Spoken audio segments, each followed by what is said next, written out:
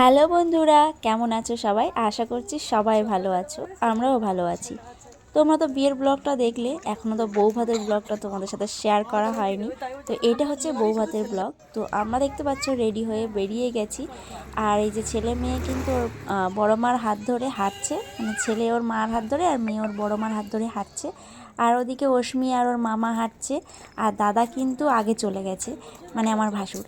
তো আমাদের যাওয়ার কথা ছিল কিন্তু অনেক তাড়াতাড়ি, যেহেতু বাড়িরই বিয়ে একটা।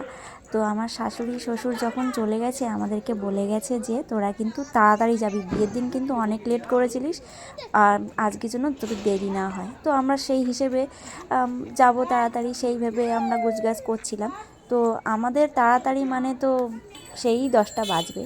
তো সত্যিই 10টা বেজেছিল আমাদের বেরোতে বেরোতে। বিয়ের দিন আমরা তো তাও একটু তাড়াতাড়ি বেরিয়েছিলাম, কিন্তু ওই যে ঘুরতে ঘুরতে এক বিয়েতে যেতে গিয়ে আরেকটা বিয়েতে চলে গেছিলাম, এইভাবে ঘুরতে ঘুরতে আমাদের দেরি হয়ে গেছে। কিন্তু আজকে বউ ভাতেও কিন্তু আমাদের দেরি হয়ে গেছে, সেটা হচ্ছে আমাদের নিজেদের দোষে। আমরা ভাবছিলাম কি এই তো একটু পরেই রেডি হব, বেশিক্ষণ লাগবে না, চলে যাব ওখানে গুছিয়ে। কিন্তু মেয়েদের তো রেডি হতে যে কতক্ষণ লাগে সেটা একমাত্র ছেলেরাই জানে, মানে হাজব্যান্ডগুলো জানে। তো আমাদের অবস্থাও হয়েছিল তাই। মা যেভাবে বলে গেছিলো আমরা সেভাবে যেতে পারিনি। তো ফাইনালি আমরা এই যে চলে এসেছি, এসে এই যে দেখো আমি আর আমার যা কিন্তু এই সাইডে চাদর ভাজ করছি। আর বাড়ির থেকে আসার সময় কিন্তু চাদর পরে এসেছি, কিন্তু এখানে কিন্তু এসে একদম ঠান্ডা লাগছে না। কেন বলো তো? বিয়ে বাড়ি বলে কথা, ঠান্ডা লাগলে হবে? এমনিতেই গা গরম থাকে এখানে, তাই না? আসলে স্টাইল দিতে হবে তো, নাহলে তো চাদর গায়ে দিলে, সোয়েটার গায়ে দিলে তো স্টাইলটা গুলিয়ে যাবে একদম। তো এই দেখো এখানে এসে আমরা এই পকোড়া খাচ্ছি। আর মেয়ে কিন্তু একবার ওর ঠাম্মির কাছে, একবার ওর দাদাইয়ের কাছে রয়েছে। আসলে আমি মেয়েটাকে ওর ঠাম্মি দাদার কাছে দিতে পারলেই বাঁচি এরকম। আসলে আমি সবসময় ওকে নিয়ে রাখতে পারি না, আর কোলে করে তো পারিই না রাখতে। যেহেতু আমার সিজার হয়েছিল সেই কারণে আমি ওকে বেশিক্ষণ কোলে রাখতে পারি না। তো এখানে এই দেখতে পাচ্ছ বাইরে সব নাচ করছে। এবার আমরা হচ্ছে ফুচকা খাওয়ার জন্য চলে এসেছি। তো অনেকক্ষণ ধরেই ওয়েট করছিলাম যে ফুচকাটা কখন খাবো। আর আমার মেয়ে দেখতে পাচ্ছ ওর একটা ঠাম্মির সাথে নাচ করছে, মানে এটা আমাদের জেঠি শাশুড়ি হয়। তো আমরা এবার যাচ্ছি উপরে, মানে দোতলায়। ওখানে বউকে বসানো হয়েছে, মানে কনেকে একটা জায়গায় যে বসানো হয় না রিসেপশনের জন্য। তো সেখানে ফটোশ্যুট হচ্ছিল, সবাই এক একজন করে যাচ্ছে, গিফট দিচ্ছে। তো সেখানে ফটোশ্যুট হচ্ছিল। আর এই যে আমাদের দুই জার মধ্যে কিন্তু গুজুর গুজুর ফুসুর ফুসুর শুরু হয়ে গেছে। শাশুড়িরা যেমন বৌমাদের দেখে করে, তো এটা তো যেহেতু আমাদের বৌমা, তো সেই হিসেবে আমরা দুজনে একটু বৌমাকে নিয়ে কথা বলছিলাম। তো তাই বলে গুজুর গুজুর ফুসুর ফুসুর না, মানে কেমন লাগছে সেটাই বলছিলাম। তো আমাদেরকে কেমন লাগছে তোমরা একটু কমেন্ট করে জানিয়ে দিও। আর আমার মেকআপটা কিন্তু আমার যা করে দিয়েছে, আমার কানে যে একটা হলুদ ফুল লাগানো রয়েছে চন্দ্রমল্লিকা, সেটা করে কেমন লাগছে সেটা একটু কমেন্ট করে জানিয়ে দিও। আর আমি কিন্তু যখনই মেকআপ করি আমার যাই আমাকে মেকআপ করে দেয়, কারণ আমার মনে হয় ওই আমার মেকআপটা ঠিকঠাক করতে পারে, কারণ আমি মেকআপের ময়ই জানি না, আর নেই মেকআপের কোনো জিনিসই নেই আমার। তো যাই হোক, তারপরে এই যে চলে এলাম আমরা ফুচকা খেতে। তো দেখতে পাচ্ছ তো আমরা কেমন মুখ নাড়াচ্ছি, দেখো মুখের মধ্যে রয়েছে। আর এদিকে কিন্তু দাদা ভিডিও করছিল। তো তারপরে চলে এলাম বাইরে। বাইরে এখানে সবাই নাচ করছে, মাম্মাম নাচ করবে বলে খুব বায়না করছিল। ও যেখানেই গান হয় সেখানেই তো নাচার জন্য লাফাই শুধু। তো ওকে নিয়ে এলাম বাইরে, এনে ওখানে দাঁড় করিয়ে দিয়েছি। ওর চেনে না জানে না সবার সাথে নাচ শুরু করে দিয়েছে। তো ছোট মানুষ যেহেতু, ওখানে সবাই নাচ করছে, ও ভিতরে গিয়ে নাচ করবে। হ্যাঁ, আর কত খাবে, এবার ওঠো।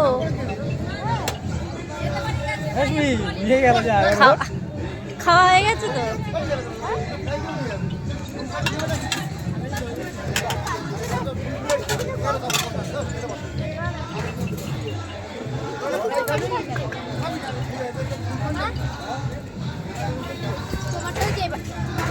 তো তারপরে এই যে আমরা কিন্তু খাওয়ার জন্য চলে এসেছি।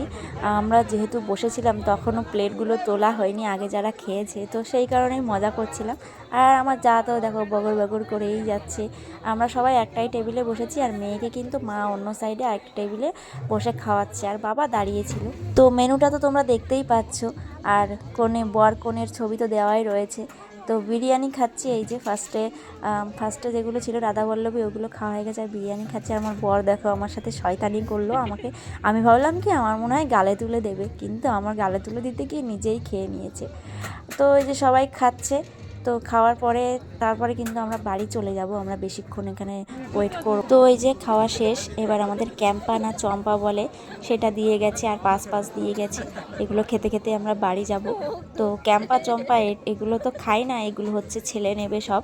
আর পাসগুলোও তো খায় না, এগুলো সব অশ্মি নেবে। তো সবগুলো নিলাম, নিয়ে ছেলেরগুলো ছেলেকে দিয়ে মেয়েরগুলো মেয়েকে দিলাম, দিয়ে তারপরে এই যে আমরা একটু নিচে চলে এলাম। মেয়ের বাড়ি থেকে কি তত্ত্ব দিয়েছে, ছেলের বাড়িতে বউ ভাতের জন্য যে তত্ত্ব দেয়, তো সেগুলো একটু দেখছিলাম। দেখো এখানে অনেক তত্ত্ব রয়েছে। যেহেতু ছেলের বাবা মা এখানে থাকে না, তো সেই কারণে মেয়ের বাড়ি থেকে যেমনই করেছে, আর আমাদের বাড়ির লোকজনই মানে আমার মা বাবা এরা ছিল, এরা থেকেই মানে সব কিছুই করেছে। তো এই দেখতে পাচ্ছ, তারপরে আমরা এখানে এলাম একটু ফটোশ্যুট করার জন্য বউয়ের সাথে। তো ফটোশ্যুট করে নিলাম, তারপরে এই যে আমরা বেরিয়ে গেলাম। বেরিয়ে কিন্তু এই যে চাদর গায়ে দিয়ে দিচ্ছি মেয়েকে নিয়ে। এতক্ষণ তো ফ্যাশন দিচ্ছিলাম আমরা আর কি, ঠান্ডা লাগছিল না, কিন্তু এইবার তো ঠান্ডা লাগছে, 12টার বেশি বেজে গেছে, প্রায় 12:30 বাজে। তো মা কিন্তু বেশ কয়েকদিন এই বিয়ে বাড়িতেই ছিল, মানে 3-4 দিন এই বিয়ে বাড়িতেই কেটে গেছে। তো আজকে আমরা সবাই একসাথেই বাড়িতে যাচ্ছি। হ্যাঁ, বাড়ি যাওয়ার সময় আমার বরের হাতে একটা ব্যাগ আর আমার শ্বশুরের হাতে একটা ব্যাগ, মানে মার ব্যাগটা বাবার হাতে, ওই যে দেখতে পাচ্ছ। তো এই ছিল আজকের ভিডিও। সবাই ভালো থেকো, সুস্থ থেকো, টাটা। আর ভিডিও কেমন লাগলে অবশ্যই কমেন্ট করে জানিয়ে দিও। বাড়িতে বেরানোর সময় কত ফিটফ্যাট, হ্যাঁ, আর কোথাও দিয়ে যাওয়ার সময় এই যে এটা এটা কি, হ্যাঁ, তোমাদের দুজনের হাতেই ব্যাগ। কান্দকর গরম হবে কান্দকর গরম হবে আর তুমি গায়ে দেবে না